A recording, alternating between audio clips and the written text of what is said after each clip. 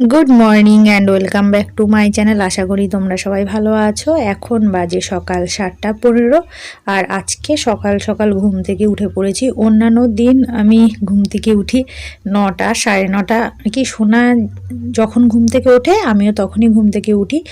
আর সকালে রান্নাটা হাজব্যান্ড করে কি বেশিরভাগ দিনই আমি আগের দিন রাত্রেবেলা তরকারি রান্না করে রাখি, আর হাজব্যান্ড সকালবেলা ঘুম থেকে উঠে ভাত রান্না করে আর সোনার জন্য মাছের ঝোলটা করে নেয়।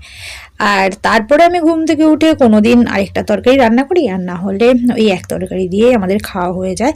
সোনা হওয়ার পর থেকে তো আর কি প্রতিদিনই আমাদের একটা তরকারি রান্না হয়। যাই হোক, আর আজকে সকাল সকাল ঘুম থেকে উঠে গেছি, তার কারণ হচ্ছে কালকে সারা রাত ঘুমাতে পারিনি, পায়ে খুব যন্ত্রণা করছে। যখন বাবার বাড়ি গেছিলাম তখন সেখানে পায়ে চোট পেয়েছি, আর সেই ব্যথাটাই আস্তে আস্তে বাড়তে বাড়তে এখন এমন পর্যায়ে পৌঁছে গেছে যে কি দিন রাত সবসময় খুব যন্ত্রণা করে। এই 2 দিন থেকে আর কি বেশি যন্ত্রণা করছে, আর পা ফুলেও গেছে।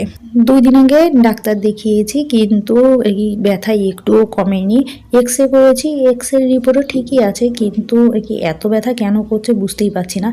যখন আমি পায়ে চোট পেয়েছিলাম তখন কিন্তু খুব একটা ব্যথা হয়নি। দিন দিন ব্যথাটা আর কি আরও বাড়ছে। আর সোনার জন্য ঝিঙে, আলু আর শিঙি মাছ দিয়ে ঝোল করেছি। আর সোনা ঘুম থেকে উঠে গেছে। ঘুম থেকে উঠে আবার সোনা বাবার কোলে শুয়ে রয়েছে। কই আমার সোনা? ঘরে খুব মশা।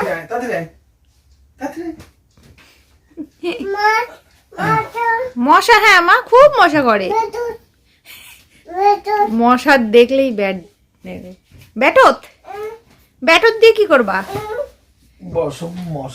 মশাকে এই যে আসো আসো আসো, ঠান্ডা ঠান্ডা, তাড়াতাড়ি মা তাড়াতাড়ি চলে আসো। চলো বাইরে, চলো আসো, বাইরে নিয়ে যাবো গুরু গুরু করতে। দেখো কোথায় যাবি না বউ গাড়িতে, পাপার বউ গাড়িতে, বউ গাড়িতে যাবি? চল টানা দেখে আসি, টানা যাবি, টানা দেখতে। হাই হাই হাই, ভয় পাবে না, কালকে টানা এসছে দুখানা, কথা শুনবেই না। সোনার সঙ্গে কিছুক্ষণ দুষ্টুমি করে আমি রুটি করতে চলে এসেছি, আর ও ওর বাবার কাছে রয়েছে। আর আমি তো প্রায় প্রতিদিনই সোনার সঙ্গে ঘুম থেকে উঠি। কোনো কোনো দিন যদি আমি সোনার আগে ঘুম থেকে উঠে যাই, তাহলে সোনা ঘুম থেকে ওঠার সঙ্গে সঙ্গেই আমি ওর কাছে যাই, ওর সঙ্গে কিছুটা সময় কাটাই, তারপরে আবার এই কাজ করি। ও ঘুম থেকে ওঠার সাথে সাথে আমার যত কাজ থাকুক না কেন আমি সব কাজ ফেলে রেখে আগে সোনার কাছে যাই। আর আমি যেই দিন কি ওর পাশে শুয়ে থাকবো, ও ঘুম থেকে উঠে প্রথমে বাবা বাবা করে চিৎকার করবে। যতক্ষণ না পর্যন্ত ওর বাবা ওর কাছে যাবে নাকি তার আগে চুপ হবে না, আর ওর বাবা গেলে তারপরে চুপ হবে। আর কি যেই দিন আমি আগে ঘুম থেকে উঠে যাই, সেদিন সোনার চোখ খুলে আমাকে দেখতে না পেয়ে মাম্মা মাম্মা করে চিৎকার করে, আর আমি সঙ্গে সঙ্গে ওর কাছে চলে যাই। আজকে রুটি ডিমের অমলেট দিয়ে আগে খাবো, কারণ এখন আর কোনো তরকারি করতে ইচ্ছে করছে না। ডিমের অমলেট তাড়াতাড়ি হয়ে যাবে, আর 2টো ডিম একসাথে ভেজে নিচ্ছি আমাদের 2জনের জন্য। সোনার জন্য এখন আবার আমি খাবার রেডি করছি, ওকে এখন স্যারেলাক খাওয়াবো। সকালবেলা ওর জন্য মাছের ঝোল ভাত করেছি, কিন্তু এখন ওকে আর ভাত খাওয়াতে পারলাম না। আমি ওকে কি খাওয়ানোর আগে সবসময় ওর খাবার আমি একটু টেস্ট করে দেখি। আজকে ভাত রেডি করে আমি ওকে কি খাওয়ানোর আগে টেস্ট করে দেখছি যে ভাতটা প্রচণ্ড তেতো লাগছে, উচ্ছের মতন তেতো, বুঝতেই পারছি না যে কেন এত তেতো লাগছে। তারপরে তরকারিটা মুখে দিয়ে দেখলাম যে ঝিঙে পুরো উচ্ছের মতন তেতো।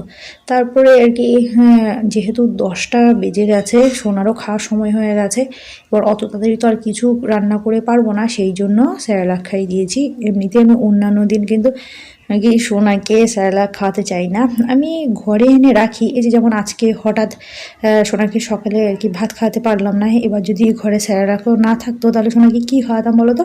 সেই জন্য আমি এমার্জেন্সির জন্য একটা এনে রাখি। আর সোনা একটা বাটিতে জল ফেলছে আর খেলা করছে, আমি বাটির নিচে একটা থালা দিয়ে দিয়েছি, না হলে বিছানা ভেজাবে। আর ওকে জল দিয়ে খেলতে দিলে খুব খুশি। আর সোনার বাবা অফিসে চলে গেছে, যেহেতু 10:30 আর কি বেশি বাজে, 10:30টার সময় অফিসে গেছে। আর এখনও আমি খাইনি। এই কি বিছানাটা গুছিয়ে তারপরে খাবো। আর ওই যে বেগুনি কালারের কম্বল দেখছো, ওই কম্বলটা সোনার বাবার। আর এখন যে কম্বলটা ভাঁজ করেছি সেটা আমি আর কি সোনা গায়ে দিই। আর পাখি বাইরে ডাকছে, সেটা শুনে সোনা ভয় পাচ্ছে। ওর না খুব ভয়, যে কোনো শব্দতেই সোনা খুব ভয় পায়। ওই দেখো বারবার জানলার দিকে তাকাচ্ছে আর কি ভয় পাচ্ছে। আবার চামচ দিয়ে হাত নাড়িয়ে নাড়িয়ে কী বলছে বলো তো, বলছে যে মাম মাম, তার মানে কি মেরে দেবে। নিজে ভয় পায় আবার বলছে মাম মাম। যাই হোক, আর এদিকে সোনা খেলা করতে করতে আবার কি পায়েও জল ফেলে প্যান্ট ভিজিয়ে ফেলেছে। এখন আমি ওর কাছ থেকে এই থালা বাটি এগুলো নিয়ে নেব, তারপর ওকে কোলে করে নিয়েই খেতে যাব। আমার না খুব খিদে পেয়েছে। আর এখন বাজে হচ্ছে গিয়ে প্রায় 12টা। সোনার বাবা অফিস থেকে চলে এসছে, আর সকালবেলা সব বাসনপত্র তো কি রেখে দিয়েছিলাম, সোনার বাবা অফিসে চলে গেছে আর মাজতে পারিনি। আমি রুটি খেয়ে তারপরে সোনার সঙ্গে খেলা করছিলাম এতক্ষণ।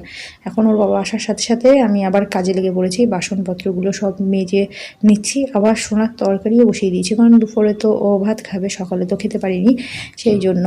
আর সোনার জন্য এখন আমি রান্না করছি গাজর আলু বিনস দিয়ে শিঙি মাছের ঝোল।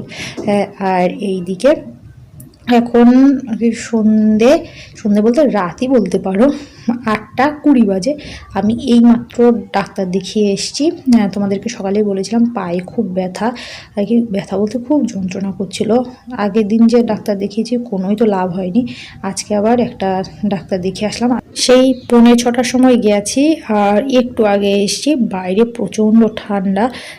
আর এতক্ষণ সোনা হচ্ছে বাইরে হাঁটাহাঁটি করছিল। আসলে যেখানে ডাক্তার দেখাতে গেছি সেখানে জায়গাটা অনেকটাই ছোট, আর কি বসার মতন কোনো জায়গা নেই, সেই জন্য সোনাকে বাইরে হাঁটাহাঁটি করতে হয়েছে। আর এদিকে আমি এখন পায়ে গরম জল আর ঠান্ডা জলে সেঁক দিচ্ছি। ডাক্তার বলেছে যে দিনে 3বার করে এরকম সেঁক দিতে। আর এদিকে আমি তরকারিও বসিয়ে দিয়েছি, ভাত তরকারি হচ্ছে। আমি কি পায়ে সেঁক দিয়ে এসছি, আর এখন পায়ে ক্রেপ ব্যান্ডেজ নাকি বাঁধবো। আর বাঁধবো বলতে আর কি হাজব্যান্ড বেঁধে দেবে। ডাক্তার বলেছে ক্রেপ ব্যান্ডেজটা বেঁধে রাখতে, তাহলে ব্যথাটা অনেকটাই কম হবে। আর ওষুধ দিয়েছে, ব্যথা কমার ওষুধ দিয়েছে, কিন্তু ওষুধটা আনিনি। তার কারণ হচ্ছে যে তোমাদেরকে বললাম সে 6:45 থেকে 8:15 10-15 পর্যন্ত সোনা বাইরেই ঘোরাঘুরি করেছে। যেহেতু হচ্ছে ভেতরে বসার জায়গা নেই এই ঠান্ডার মধ্যে, আমার শুধু ভয় করছে যে আমার জন্য আবার সোনার ঠান্ডা না লেগে যায়। আমার জন্য বলতে হচ্ছে আমি ডাক্তার দেখাতে গেছি আর সোনাকে তো নিয়ে যেতেই হবে, সেই জন্য আবার সোনার না ঠান্ডা লেগে যায়। আমার ব্যথা আমি সহ্য করতে পারবো, কিন্তু সোনার ঠান্ডা লেগে গেলে ও যে কষ্ট, সেই কষ্টটা দেখে না সহ্য করা যায় না। যাই হোক, আর এদিকে হচ্ছে কি পায়ের ব্যথা তো একটু কমার কোনো লক্ষণই নেই, খুব ব্যথা করছে। আর সোনা চুপচাপ বসে দেখছে যে আমি কি করছি, আর কি ক্রেপ ব্যান্ডেজ বাঁধছে আর চুপ করে বসে রয়েছে। আর এদিকে ভাত তরকারি হয়ে গেছে, আমি ভাতটা উপর দিতে এসেছি। দেখো সোনা ওর বাবার কোলের উপর চুপ করে শুয়ে রয়েছে। ও জানে মাম্মার পায়ে ব্যথা, ওই যে পায়ে ক্রেপ ব্যান্ডেজ বেঁধেছি তাই দেখে ও চুপচাপ হয়ে গেছে, বুঝতে পারছে না যে আমার পায়ে কি হয়েছে।